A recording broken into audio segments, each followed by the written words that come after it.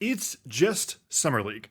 Everybody say it with me one more time. It's just Summer League. Having said that, there is a first round pick that is having one of the worst Summer League debuts we've honestly ever seen. Kasparas Jakucionis, the 20th overall pick in the draft for the Miami Heat, has been a complete disaster. Now, granted, it's only a couple of games and we're not even to Vegas yet. This is like the pre-Summer League, but there are a lot of concerns already coming up when you compare Jakucionis to who he was as a prospect, what we expected to be in the NBA, and then how he has looked in Summer League. First, let's talk about him as a prospect.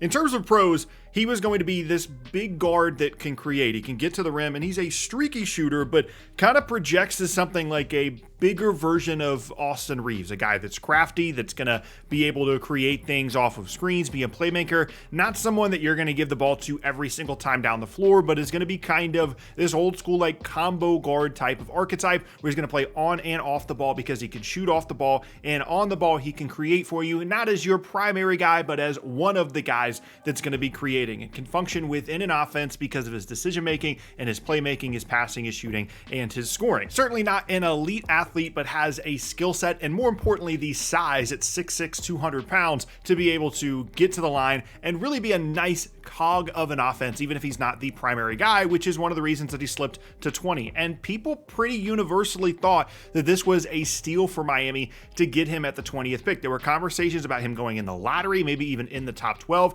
He falls to 20, and we're starting to see some of the reasons why. In terms of negatives for him as a prospect, athleticism was a big concern. 6'6", 200 pounds is awesome, but in terms of foot speed, in terms of just overall athleticism, there were a lot of concerns. There's a bunch of guys in the league that are not overly athletic that have turned into really good players and really good scorers, but for Jakucionis' prospect profile, definitely the biggest negative and biggest concern was going to be his athleticism and his ability to create without a screen. Could he get by anybody? Could he create any kind of advantage without an on-ball screen? That was a concern. The other big concern was turnovers. There were a bunch of games for him in college where he had more turnovers than he had made shots. And part of that was because Illinois was relying on him a lot in college to create and to be the primary guy offensively. And that just leads to a lot of turnovers when you're a young guy and you're trying to figure it out. But the athleticism and the turnovers could at times be connected in college. And so far in Summer League,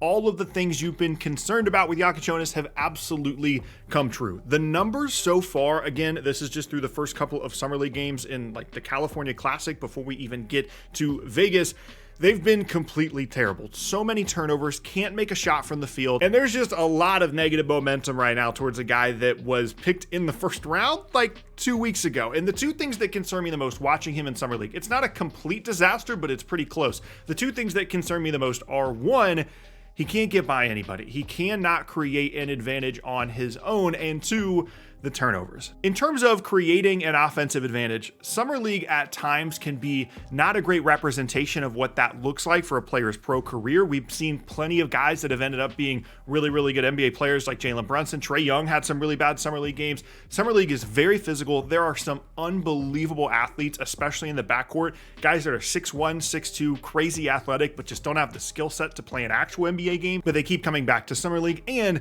you're allowed like 10 fouls in Summer League. So guys are getting aggressive, they're pressing full court, they really want to be up in your space because they don't really care if they commit a foul, and they're not really worried about getting into the bonus or anything early on in a quarter in Summer League. They are as aggressive as you could possibly expect an NBA defense to be, and Jakucionis has struggled with all of that. If he gets a screen, there are some moments and there are some flashes of some good passing vision. If you're looking at his overall numbers, it also doesn't help that the Heat just can't really hit any shots off the ball. That's another issue with Summer League, as well as the players aren't as good on the other team, but also on your team. So there's not as good of spacing. There's not guys that are actually hitting shots, so your assist numbers don't look good. So the assist turnovers can look really bad. Guys aren't rolling to the rim as well, so you're not getting the kind of space that you typically would with rim rolling bigs, and you don't have the outlet passes of someone that's like a pick and pop big. There's a lot of stuff happening in Summer League that is not necessarily going to make Jakucionis' life easier. But if you're looking at what he's looked like in Summer League compared to some of the concerns you had for him as a prospect, a lot of those things are lining up in terms of the lack of athleticism. And it's not just the inability to create and create an advantage and get in the paint. It's also finishing at the rim. There's a lot of like, I'm really trying to scoop around this guy because I can't fully get around him and I'm just going to throw something up at the rim. There's a lot of, man, I really hope I get fouled on this drive because I know there's no chance I'm making this layup. There's a lot of stuff that you're concerned about, a lack of a left hand in terms of finishing at the rim. A lot of things that are just all connected to a guy that feels outmatched physically and athletically, which is of course connected to the turnovers. There's a lot of plays here to me that I actually think you can just kind of write off as a guy that is having his confidence lowered by playing in Summer League and someone that is just overwhelmed by how poorly he's playing. And it's more of a mental thing where he's getting a screen and attacking and then just giving the ball up way too early because his confidence is super low in terms of hitting his jumper, in terms of finishing at the rim. And so he's only looking to pass and he's just making bad decisions off of that. Again, connected to the lack of athleticism. And I think you can definitely write off a bunch of the turnovers as a guy that's just playing with basically zero confidence. But some of the other turnovers are also things that we saw from him in college where the decision making can just be suspect and he tries to fit things in that aren't there. And again, the lack of athleticism limits the space that he creates and thus limits the easy opportunities that he has for passing lanes, gets a little bit flustered with the increased athleticism around him.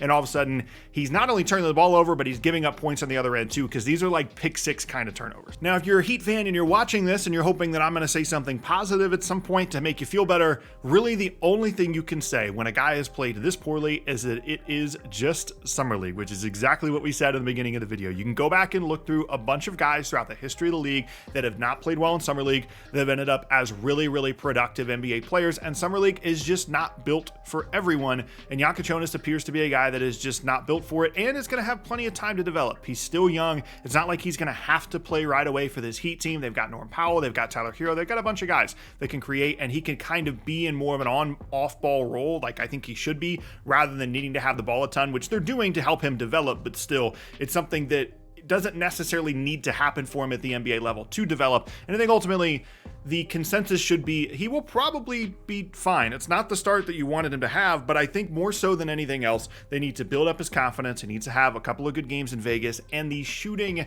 has to turn around, because for his prospect profile, we're thinking, okay, the shooting would be nice, right? Like him being streaky isn't necessarily a huge negative, because again, going back to that Austin Reeves comp, like Austin Reeves sometimes has games where he shoots really well from three and other times he doesn't, but he's crafty enough at getting to the rim, gets to the line enough, play makes well enough off screens that he doesn't have to make jump shots to be effective. But if Jakucionis is going to be this bad with his decision making and this lacking athletically, the shooting suddenly goes from like, oh, that would be a nice luxury to have, to, oh my gosh, this is an absolute necessity for this guy to create anything at all. So yes, it's just Summer League, but this is, like I said in the beginning, pretty much as bad as it gets from a statistical perspective in terms of actually watching the games and seeing what this guy is doing. The fact that I'm actually showing you lowlights instead of highlights tells you everything you need to know about a guy that really not that long ago was a top 20 pick in the draft. And we certainly will be keeping an eye on him in Vegas to see if he can turn some things around in the beginning of the year for Miami.